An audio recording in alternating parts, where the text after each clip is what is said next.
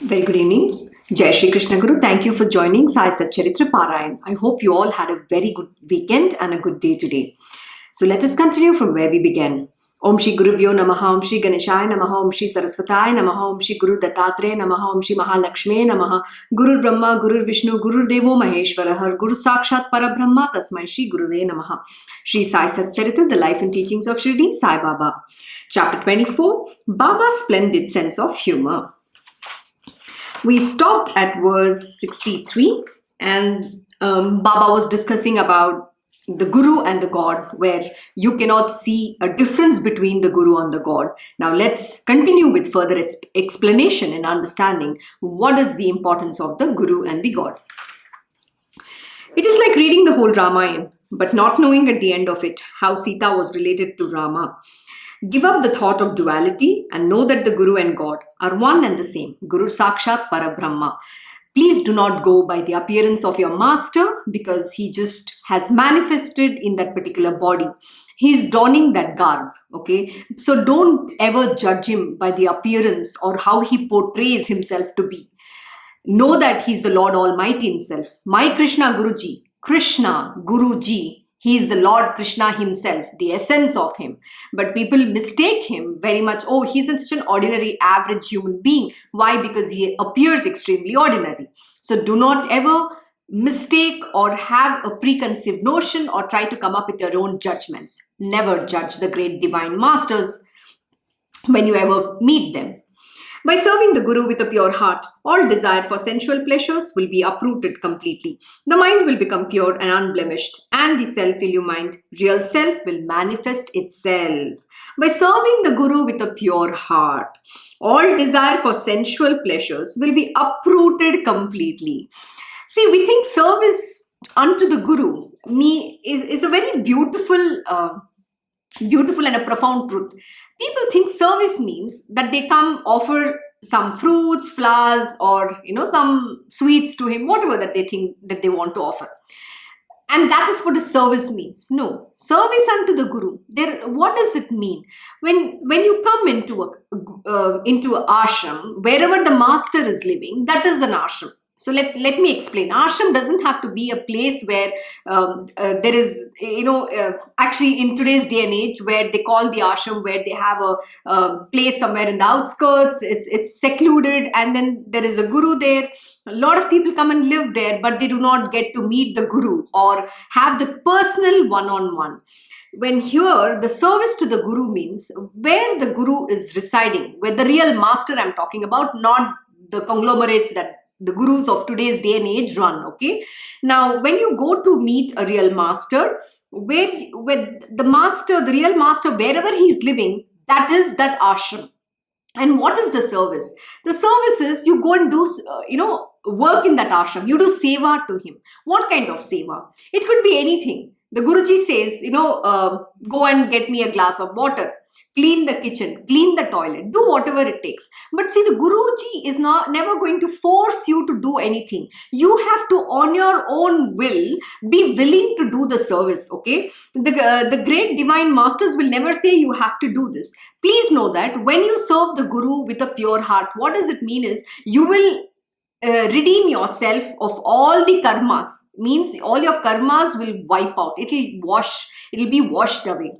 So, you have to be able to do a seva. When you meet the divine master, don't go just sit there and have a great chit chat and a conversation and come back. It's not like that. You have to work. You have to physically put the hard work. In fact, today my Guruji was doing the Das Bodh Satsang. You must go listen to today's Satsang of Samarth Ramdas from Das Bodh, which happened just in the evening from 4:30 to 5:30. Please, the video is already there on Krishna Knows. Kindly go listen to it. In that, Samarth Ramdas is saying a very beautiful thing. What is he saying? He is saying you have to work hard and not hardly work. This is something my Guruji has always said to all of us. In today's day and age, this is Kali Yugam. In Kali Yuga, what happens is tamas is predominant. It's extremely strong. It is easy to fall into the tamasic guna of ours. We can become lethargy, we become lazy, we get into inertia. It just can strike like that, even before you have realized what has hit you. So do not get into that zone. The only way of overcoming the tamas is by working hard, by doing Guru Seva. Seva also is another form. When your Guruji says you have to go and do this work for me, it means even going out in the material world and he'll say, go do that job for me. I have given you this job. That is also a service to him.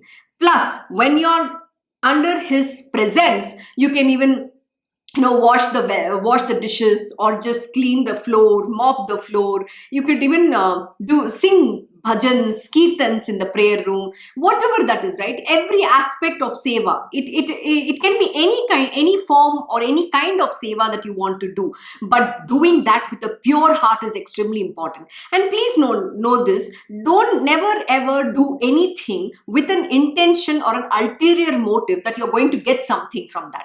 Lord Shri Krishna has very beautifully explained in Bhagavad Gita. He says, when you're doing anything, but if you had a hidden agenda or a motivation or an ulterior motive why you're doing that particular task, just because you're going to get some benefits out of it, then that is not called seva at all. Why it is pure heart is because you have to do it with absolutely, selfless seva, unconditional love.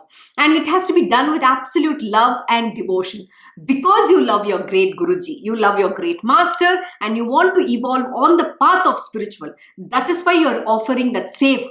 It is offering that service. It's not saying, I am doing it. I is an ego. There is no I here. You offer that seva, selfless service with a pure heart. All desires for sensual pleasures will be uprooted completely. And Samarth Ramdas is saying today, that you have to work hard, empower yourself, do not waste time. Value what your great divine master is telling you to do.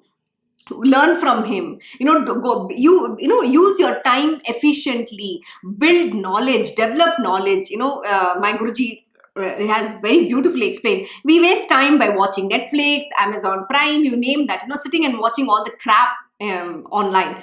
Can we not use the time to develop our knowledge? Knowledge is extremely important. Why are we wasting our time? That is not going to take us ahead or may help us progress on a path of spiritual or in the material world.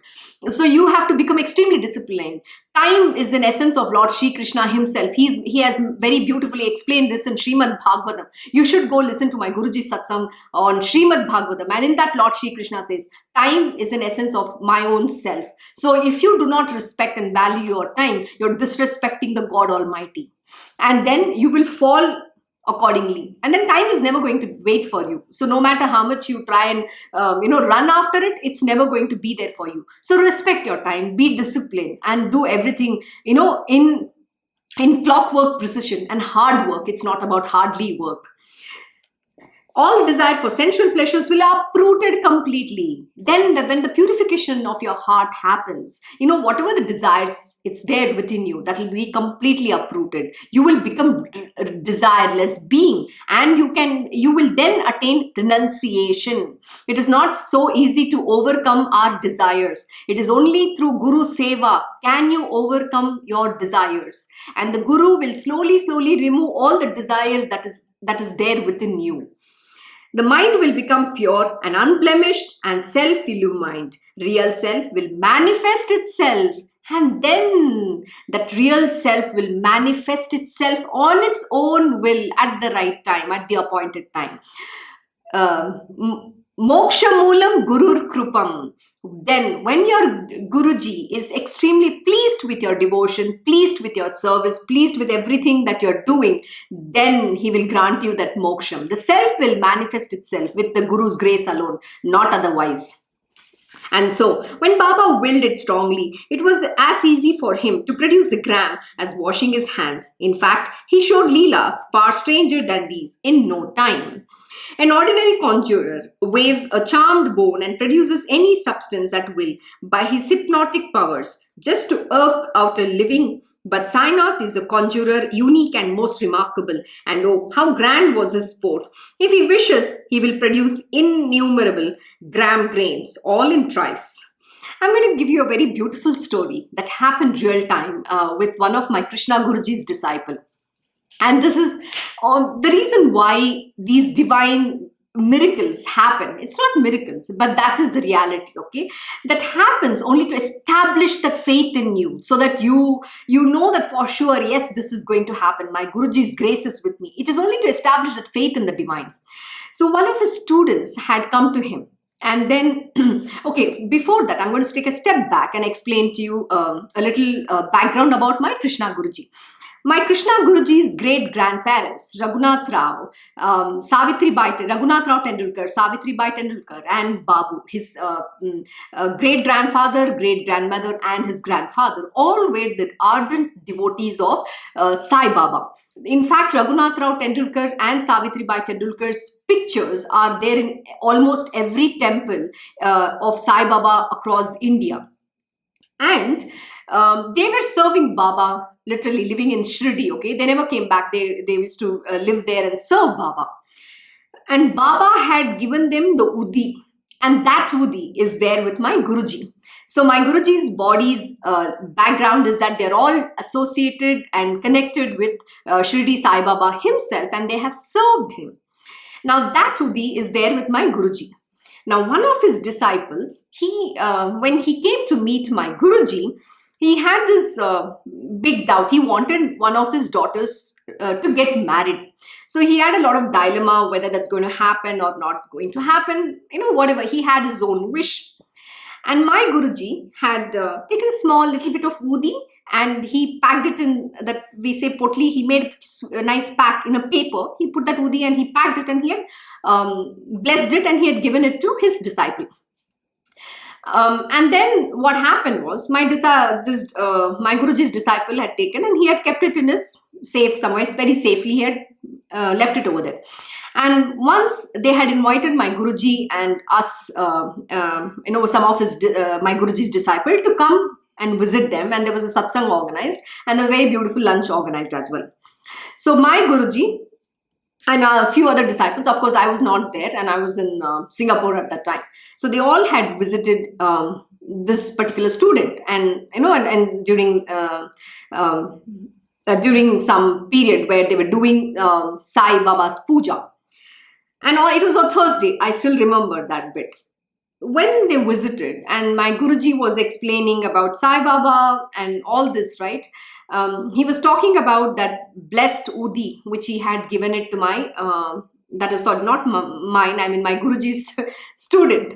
So I think my Guruji asked him to open that particular Udi.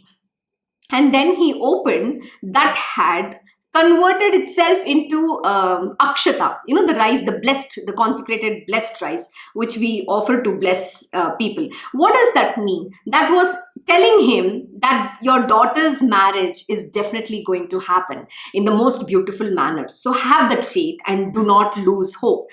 This is the blessing. This is the power of the divine master. Only the great master can do this, and they are not doing because they want to earn money. They want to show, what the kind of mystic powers that they have, or even to wanting to make money out of it. No, my Guruji to date has not taken one single penny from anybody. On their own will, if somebody offers, he just accepts that, and he will not touch. It is me who will take it from them. My Guruji will not even touch any money from his hand. He doesn't even have anything. He doesn't covet anything. He doesn't own anything. He doesn't even want anything. That is my Guruji. So please know that the great masters don't even accept anything. And when they accept, please know that they will have to give it back. So don't give it with an intention that you're going to get back 10 times or 100 times more than what you have offered. Never give with that motivation at all. When anything that you offer with absolute love and devotion, with a pure heart, because you love the great divine being and you genuinely want to offer something to them, not otherwise, okay? And also, it is very important to always, when you visit a great master, you have to always come with some offerings. That is the prata. Prata means that is how our traditional culture demands. It's a respect that you show them. So coming back, so that had turned into akshata. And this disciple of my Guruji saying, no, I've seen my Guruji gave him this Udi. And he's telling his wife, no, there was Udi. Guruji had given Udi and this has turned into akshata. That is how the divine masters work. Okay, so this is just to tell you what is the power the great masters hold. But when you look at them, you cannot even make out that this is who they are. They will appear very ordinarily to you. So why I'm trying to emphasize that is because you should not get deceived by their appearance. So do not judge them. When you come in the presence of such great masters, you should feel blessed, and that is the way you recognize them. And he was so happy at that, what he saw, with what he saw and the blessings that he received. And then in a year's time, his daughter was very happily married off and she was settled. That is how the divine grace works. So you don't even have to ask them. Whatever is there within your heart, it will get fulfilled. Recently, my Guruji was giving a very beautiful story. You know what he said? When people come and ask me, know that I will grant them whatever they want. But the problem is they will go away from me. I'm going to push them away. Because never ask from your masters. Never go with any demands. You don't know how much karma you incur. See, whatever has to come on its own will, with the grace of the divine Lord Almighty, you should only be very thankful for that. And also have faith that whatever has to come to you will anyways come to you. The God and the Gurujis are all knowing. They're one and the same. So why do you even go ask? Never go with any begging bowls. We human beings get into our desires and whatever it is, right? Oh, make my parents well, take care of them, And yesterday, my Guruji in a satsang mentioned a very beautiful example. He said, assume you are coming and asking for your parents' good health. Assume that your mother or your father, somebody were to get into sickness and they were supposed to die. They are not supposed to live. But when you have asked that their health should be good and it is granted, know that you are going to get into karma with them because you have asked. What happens is after your parents became all right and they're healthy, they might turn into a terrorist, or they might go and loot somebody, or they might do something bad. So we don't know. Why are you getting into the karma by asking something that you're not supposed to? So never ask. Just accept the destiny. Whatever is going to be blessed to you by the divine Lord Almighty, accept it as his blessing and just keep doing your part of the deal. Do not ask for anything, because the Lord knows what you have to get. He will anyways going to give you. Why are you worried? Nothing less, nothing more. It will come to you at its appointed timing. But don't ask anything out of turn. This is a very important lesson, and never forget this. So coming back. But let us concentrate on the significance of the story, that none of the five senses should enjoy sensual objects without remembering Baba. And just before that, and he's mentioning, and oh, how grand was his sport. If he wishes, he will produce innumerable gram grains in all in tries. Absolutely. Just how my Guruji's, that the Udi which he had given had turned into grains. He didn't have to do anything. There's no miracle, there's nothing. But that's the faith. That's to confer that faith in that disciple, that everything will be fine. Such was the power of the divine master. Once the mind is taught this lesson, it will be remembered time and again. The mind will then concentrate on Sai in every give and take of the worldly life. Why is this done? See, Baba is very beautifully giving this answer. Once the mind is taught this lesson, it is only for your mind to establish that faith, so that you are constantly taking the name of the divine, not for anything else. They don't have to prove themselves to you by doing that miracle, because that is the truth. They are the Lord Almighty. They are the manifest of the Parabrahman. Why should they do a magic or do that miracle so that you can believe in them? It is not for you, but it is for your mind to establish that faith, so that the mind is constantly taking their name alone. Only when your mind is focused on them, that is when you will be able to attain the Lord Almighty, not otherwise. Otherwise, your mind is going to go into all sorts of nonsensical stuff, and then you are going to incur karma, and then you're going to keep coming back. You're going to be reborn again and again and again. Why do you need that?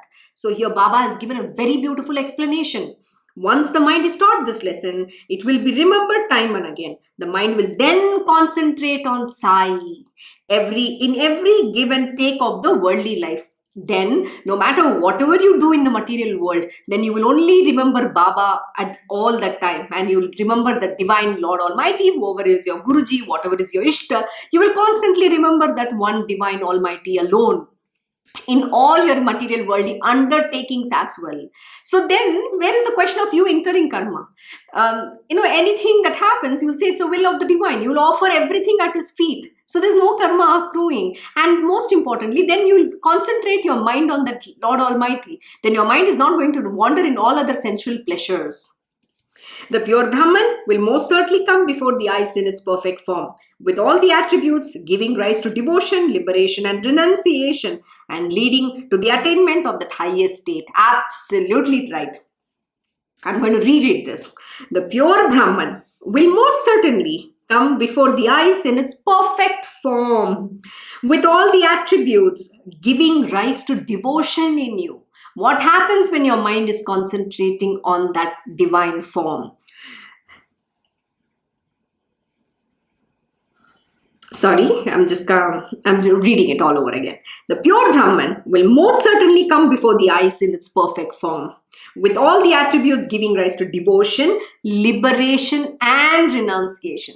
What is the first thing that you're going to get? Devotion. Because without devotion, you cannot get liberation. But without liberation, then there's no renunciation. Renunciation happens at the last end of that whole process, and leading to the attainment of that highest state, Sachidanand, Sat Chit Anand, truth, knowledge, and bliss. You will just be established in that oneness, that blissful state. Then there is now no want, no desire, nothing. You're just merged with the divine. You will be sleepwalking this material world. Whatever your body has to perform, it will perform all its duties absolutely to the utmost perfection, extremely disciplined, because you've attained all of this. Then you're not running after things. Then you will not even say, oh, I need to take care of my family, I need to take care of my friends, I need to take care of my relatives, I have a job to do. None of this will come on the forefront. That is a part of this body's swadharma, or whatever the duties it has to do, and you will perfect it in a clockwork precision. But most importantly, you will dedicate your entire life to the spiritual wheel alone. And today my Guruji was mentioning again a very important lesson given by Samarth Ramdas, and he said, what we spend 8 hours in sleeping, 10 hours in wanting to do our day job. How much time are you giving to, wanting your spiritual will? How much time are you spending on knowing God and studying and building this knowledge, developing for your spiritual will? How much are you spending? Zero. Can you dedicate a little bit of time, that 1 hour in your day? You're not going to lose anything. How much are you going to lose? But we waste our time sleeping, eating, drinking, doing all the frivolous stuff. But when it's a matter of the divine, when it's a matter of God, that's the last thing we want to give priority to. Please know that is the first thing that you should have in your life. That has to be the priority. Everything else can take a back seat. Everything else can go for a toss. I'm not saying that. Yes, you have to do your duties, but the priority has to be that I need to attain my spiritual will. Every single day I look forward for this hour. Yes, no matter what happens, I learn a very beautiful lesson. I have to tell you what happened to me today. I was sitting and doing my work, and suddenly I fell asleep, right? We're shifting, and I was there's things around. I was working on it, and I just fell asleep like that. It is quite cold, and I went into my comfy, cozy, literally took a nap. And suddenly I was like, oh God, today's satsang, and I have to wake up and listen to this satsang. Oh my, I was working, I have to do my office work. I got up in that shock state. When I woke up and I logged on to the satsang of Samarth Ramdas, the first thing came, you people go into laziness, waste time. And I was literally shocked, literally like somebody's firing to me. I'm sorry to say, I'm literally going to pee in my pants. Apologies for my French. But that's a fierce state I woke up in. But it felt like, the words are piercing me. I'm like, why did you get into this lazy thing? It's Samarth Ramdas talks in different ways. The Guruji's way of talking is very beautiful. He's getting that knowledge to you because you did make a mistake. And it's not to you, but to your mind. Because your mind put you off to sleep. It is the mind you have to overcome. You have to put extra effort. Lord Shri Krishna says it's not even extra effort. You have to put extraordinary effort and arduous effort to overcome your mind. Yes, you can overcome. Overcome means you can control. Mind is also the essence of Lord Shri Krishna himself, which he's mentioned in Bhagavad Gita, that I am the mind. So will that not Lord help you? Of course he's going to, but he needs to see your self-effort first. Without your self-effort, how will he help you? So you have to make that extra effort. It's not going to come to you on platters. So it is very beautiful how the teaching comes. And then I'm like, woke up and suddenly I was trying to finish so many things. I had a call, then I have to get ready, prepare for the satsang, and finish puja all at a time. And I came and told my Guruji, you know what? I literally got slaps from the satsang today. Thank you, but I really needed that wake up call, because sometimes it's the mind which deludes you and puts you in that zone. Please know this: the gods within you don't want you to rise, because they feel that Lord Indra feels that his throne is going to be taken away. So the gods are always going to pull you down. The mind is going to make you sleep, make you get into that laziness, all that. So you have to make your body, mind, everything, you have to put extraordinary effort to push yourself to do it. So understand this. This is a process of evolving on the path of spirituality. So don't fall. And I'm not worried or afraid, because I know my Guruji has said you have to put that effort and you will win. Why? Because Lord Shri Krishna is on my side. So why am I fearing? Baba says, why fear when I am here? Similarly, my Guruji is there with me. He's holding my hands and walking me through this path. So why have to fear? Yes, I made a mistake. I recognized it. The fact that you recognize is that the first step on the path to progress. So next time you know how your mind acts. So be aware, be vigilant, and never let your mind win over you. This is the truth. So understand this, very important. This is a very important lesson for everybody, whether it is spiritual or even in your material world. Never relax, never get lax, never get into laziness, never get into lethargy and inertia. Do your job, be very disciplined, and it will pay you in the long run. As the eyes gaze upon that comely figure, the consciousness of worldly life, of hunger and thirst will melt away. The awareness of material pleasures will be lost too. The mind will then enjoy peace and contentment. The OV does not come to mind quickly, try as one may, but grinding the grain at the quern, it comes back instantaneously. In the same way, describing Baba's Leelas about the gram, I recollect the story of Sudama. So let us know what's this beautiful story of Lord Shri Krishna and Sudama. Once while Balram, Shri Krishna and Sudama were sitting at Guru Sandipani's ashram serving him, Krishna and Balram were sent on the errand to bring wood. Obeying the command of the Guru's wife, Shri Krishna and Balram set out along a forest path. They had hardly left when Sudama was asked to accompany them too. He had been given some gram by the Guru's wife, who had instructed him that should they feel hungry while wandering in the forest, the three of them should eat that gram. Later, Sudama met Krishna in the forest, and Krishna said to him, Dada, I feel thirsty. Dada means brother. But just listen to what Sudama replied without a word about the gram that he had with him. Never drink water on an empty stomach. Instead, why don't you rest for a while first? And even as Shri Krishna rested his head on his lap, he could not bring himself to say, have some of this gram. Seeing that Shri Krishna had dozed off, Sudama began to eat the gram himself. So Krishna said, Dada, what is it you are eating? What is this sound? Oh Krishna, what is there to eat here? It is this cold that makes my teeth chatter, that is all. See, I cannot even pronounce the Vishnu Sahasranam clearly. Hearing Sudama's reply, that omniscient Lord Krishna said, Oh, really? I too had exactly the same dream. When one eats something that belongs to another, and when asked what is he eating, says in annoyance, Oh, what do I eat? It is only this earth. Pat comes the reply, So be it. But of course, this is just a dream, Dada. How will you ever eat anything without me? And even when I asked you what you were eating, I was still dreaming. Had Sudamaji but known in his previous ashram stage of Krishna's Leela, never would he have made such a mistake and suffered its dire consequences. Okay, this is a very, very important lesson. Let me explain here. And let me read this last verse and come back to you. For were these consequences ordinary? But by no means. He had to suffer from extreme poverty. Hence, those people who eat without giving others should remember this. There is a very profound lesson here. Please know that one is Lord Shri Krishna is the Lord Almighty. He's omniscient, He's omnipotent and omnipresent. Most important. When you are with the divine and when you are in the Guru's ashram, first is you are not allowed to speak lies. Okay, one lie can cost your life. I'm actually, there's another very beautiful story about Karna and Parashuram, which I will tell you later. But let's understand here what happens. So, most important, the second most important lesson here is when the Guru's wife has instructed that you need to share, you need to share with the rest of the two. So, it's for all three of you. You need to eat this food, whatever she has given. So, please remember that they say no, dane dane pe likha hai khane wale ka naam. The grain has already been written on your name. So you cannot take somebody's share and eat it, because you're going to suffer a dire consequences. When you don't offer the divine and you, in greed, you eat and have your selfish motive, please know that you have to suffer utter poverty. And I don't know what all karmas can come to you. It could be anything, not just poverty. You could suffer from illness, you could suffer from health issues, you could suffer from so many different things that you cannot even fathom. And that is his Maya. So why are you doing such a grave sin? Why are you committing such a sin?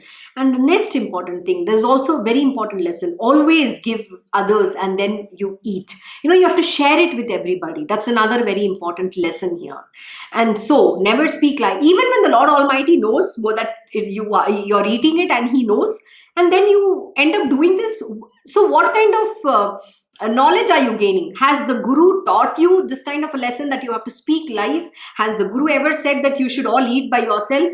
Has he not instructed you're all, you have to share whatever is there with you, you have to share. Another beautiful lesson which I will keep reiterating, Baba says very beautifully, wealth is to establish dharma. What does it mean? God has given you wealth. You need to offer it to others. You need to give whatever, in whatever capacity you can give to others. Share that wealth. It is not only for you, it's not to satisfy all your greed. And even today's satsang, my Guruji, as part of Das Bodh, he was teaching what Samat Ramdas ji, Guruji has mentioned in that. He's saying, we all have to care about others. We have to ensure that, we make the payments in a timely manner. Why? Because that money has to reach somebody else. And there is a huge fine interconnected threads, and there are sequence of events that is all programmed. And if we use our mind and do not do what is required to be done at that right moment in time, we are actually committing a huge and a grave sin, because a lot of things get stopped because of it. And you come into karma with every other being, and then what happens? You have to be reborn to suffer that consequences yourself, and that other person has to be in your position. Why are you, they say, why are you provoking the destiny? Why are you provoking Maya? Don't do this. Try to finish everything well before the time. That way you're overriding the karma, you're overriding the destiny, because the divine grace is on you. So do not procrastinate, do not get into such karmic loops. Most important, don't speak lies. Share. If something is being instructed to you, please do exactly as per whatever the instruction is. And when you override that instruction, then know that your fall is for sure, and then you have to suffer for it. So the last was when Baba saying, by no means it was an ordinary consequence. The consequences were quite grave. It was quite huge, quite big. We cannot even understand what the consequences are. And please understand, in one of the chapters in this, you will hear from Baba men saying that the karmas can never be explained to any of us. No great Gurujis, no real masters can ever give you the understanding of how karma works, because it's a most complicated one. So they will, whatever they teach you is in a very simple manner, which your mind can understand, not beyond that. So you don't challenge anything, you don't challenge destiny, and please know that the karma is quite complicated, and you can never ever understand this, and don't try to even understand. You don't even have to know this. That's none of your concern. Although Sudama was a devotee and had Krishna for a friend, yet the moment he swerved ever so slightly from the moral path, he had to suffer the blow of misfortune in the worldly life. Please know this. It is not going to be so easy. Any action that's performed which is against our Vedas, Shastras, the Smritis, the Shrutis, the scriptures, you are on the unrighteous path. Even one mistake will cost you. It's not about 99.99% you're honest, you're good, all that. No. Even that 0.0001% we can cost you a terrible suffering. So do not, always be on the path of righteousness. It's extremely important. Don't get carried away with greed. It's always good to share. Sharing is caring. Please remember this lesson. And unfortunately, today we are in such a day and age that where the rich are getting richer, the poor are getting poorer, and greed and lust is thriving. We are all pervaded by greed and lust. The only reason why you are blessed to listen is because of that grace. So overcome from that, and be lost in the divine Almighty, so that you can save yourself and your entire people connected or associated with you. But the same Sudama, when he lovingly offered to Sri Krishna just a handful of his wife's hard-earned puffed rice, the Lord was pleased and bestowed him all the prosperity that his heart could desire. When you offer to the divine, know that the Lord Almighty will offer 1,000 times more than that. But he wants to see you how much of danat. My Guruji uses a word. Danat is the heart to give someone. It's an offering. But don't never give it with ego. See, it's not about philanthropy here, okay? Please, you need to understand. Because we have a lot of philanthropists in this world, okay? They say, I'm doing good, and they do it because they're getting name, fame, and then they've got that. See, the Lord has programmed them to do that. They are nobody to do it. No, that's all very perfectly programmed. But when you offer it selflessly, it is beautiful. That's a blessing. And then the Lord sees how good your heart is, how much your divine being. He only wants to see the purity of your heart. He wants to see the dhanat, that goodness to offer to this world, the goodness to offer to the divine. Because see, everybody is there to take. There are hardly very few people who can give selflessly. So giving selflessly with full love, that offering has to be with absolute devotion and dedication and with love alone. Don't think that you're doing a favor by giving someone something. My Guruji taught this very beautiful lesson. Again, he said, people have this very interesting, yesterday in Uddhav Gita Satsang he was talking about, I'm giving, I gave somebody this, I gave somebody a job, I'm giving someone money, I'm doing this something to someone. Please know that it is the divine will why you're offering something to someone. It is programmed. He makes you do that action. You are nobody to do that action. First of all, you are not the body. So what makes you think that you are the one who's doing it? So please know that the Lord has chosen you to serve this universe. So serve it. Be that mother. Be that divine being whose heart is Athanga Sagar, limitless ocean. Give and you will get. So why bother? Always have the heart to give. It's very important. Never be selfish. But now here is another instructive tale that I shall narrate. Listen to it. It is at first full of pleasant, enjoyable humor, but ends up in being highly instructive. Some like spiritual instruction, some logical reasoning and arguments. There are yet others who are fond of joking and laughter. What everyone seeks is pleasure. This too was a way of joking when a lady and a gentleman both were obstinate and in size court. There arose a great dispute, which was settled amicably in the end, without any blame attaching to either. Okay, the joke reminds me, I had promised you all the, those who are listening, that my Guruji cracks some of the humorous and most intellectual jokes. Okay, last 2 days I only found 2 jokes and I'm going to narrate that today. Sorry, it's going to be a simple PG, but I will come back to, I'll make it a point to, write it down and share some of the jokes that he cracks. On Saturday we were outside and I had to visit a tailor. And Taylor and he had a lot of those leftover pieces of clothes, and I was picking those lace and other things for making some garments for our gods in Krishna Ashram. As I came and as we were walking, I was telling my Guruji, you know what, the tailor gave me very beautiful lace, which I can use to make some of the design some of the garments. So my Guruji says, yeah, I love lace. I love to eat. You can give it to me all that you have.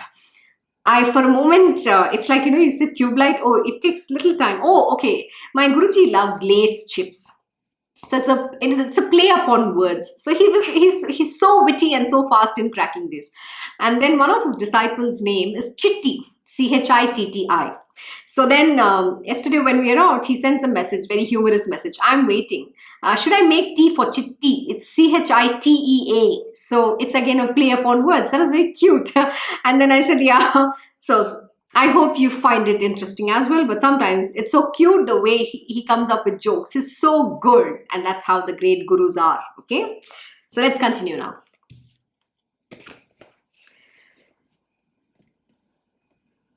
This story is also exceedingly interesting, one to delight the listeners, as the devotees fought with each other. Mirth and laughter reached a peak. Damodar Gansham, whose surname was Babre, was a devotee better known as Anna Chinchanikar. He had boundless affection for Baba. Hot tempered he was, given to sharp cutting words, without regard or care for others' feelings, or what he said was proper or improper, good or bad, he would speak out openly and bluntly. Though stern, rather fierce by nature, he was equally honest, guileless, and sattvic.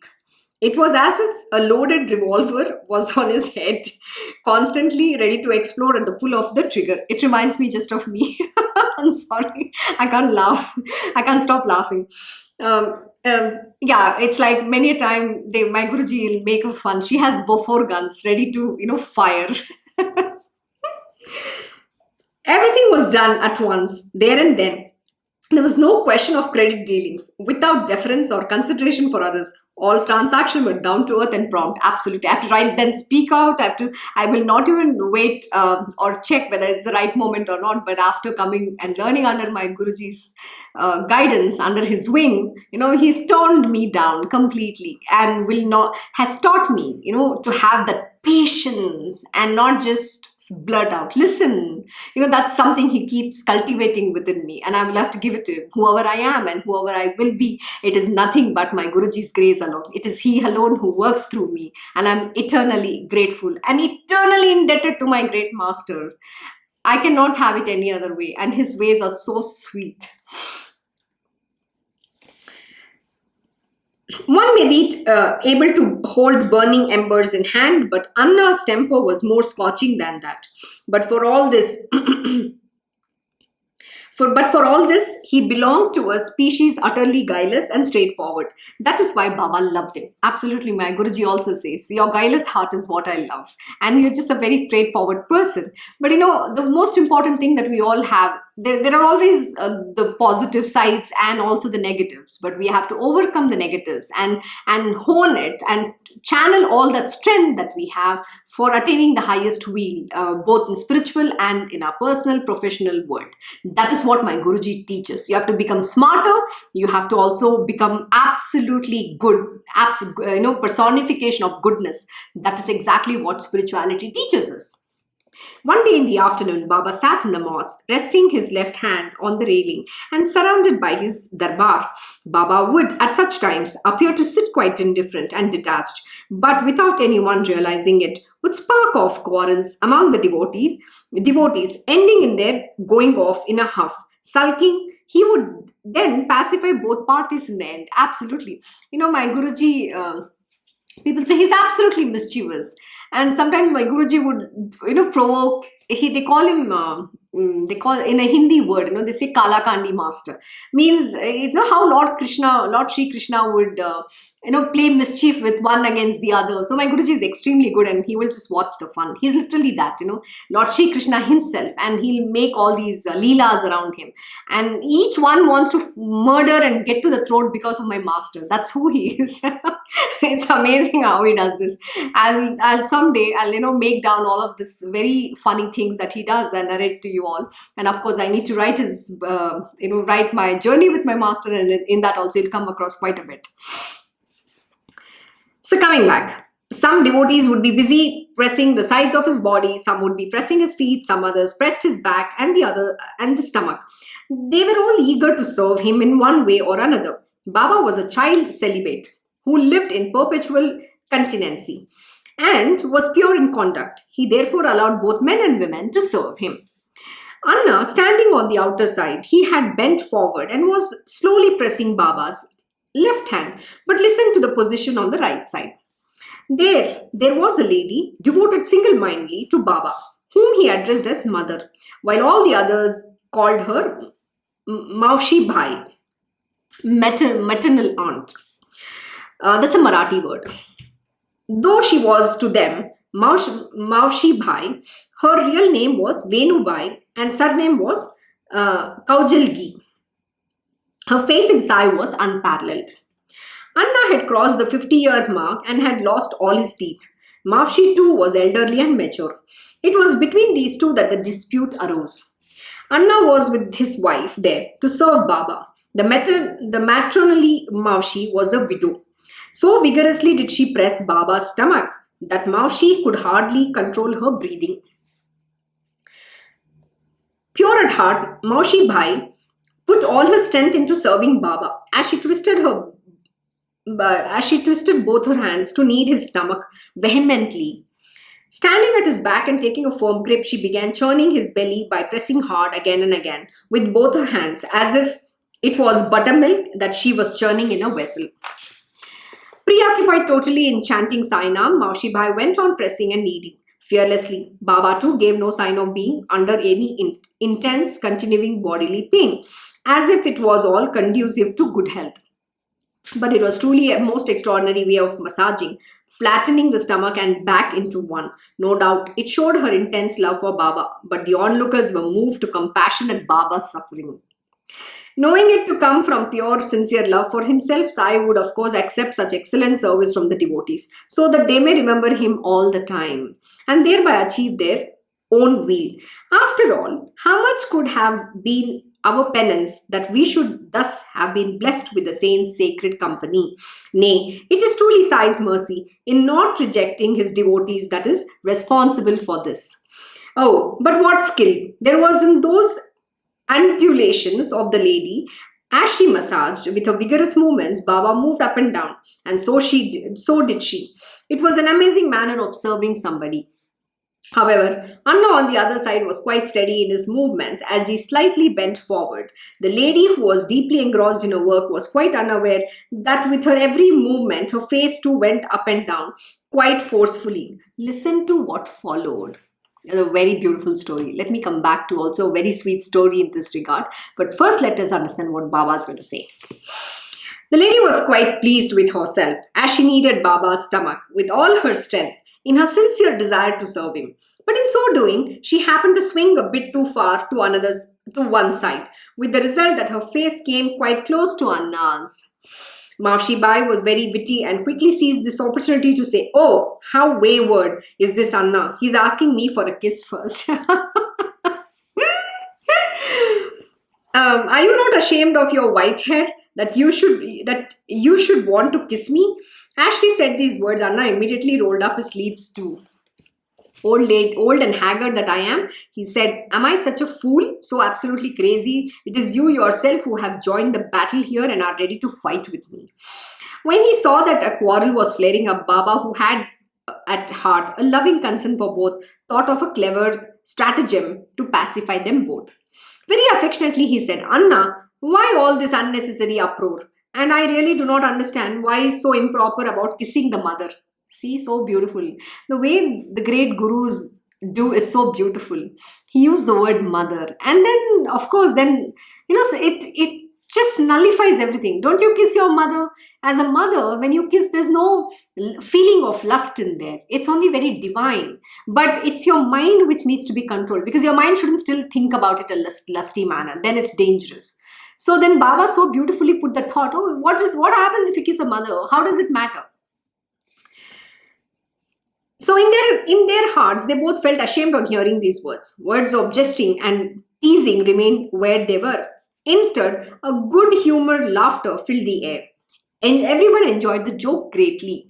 So yes, then even she understood that she shouldn't have said something, and Anna should also understand that he shouldn't react to someone like that, because if he is reacting, then he is falling prey to karma, and she, in the first place, should not blurt some nonsensical stuff like that. So both understood, and they were ashamed of themselves. But Baba's joke made it so humorous, and everybody took it lightly and forgot about it.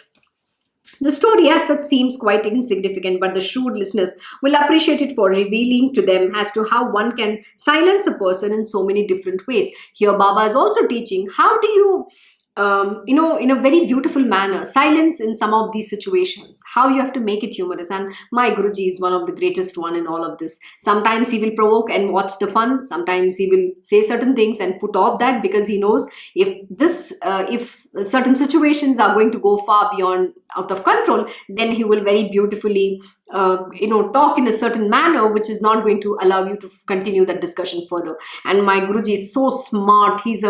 I call him master strategist, but he's the master of this universe. So of course he knows everything.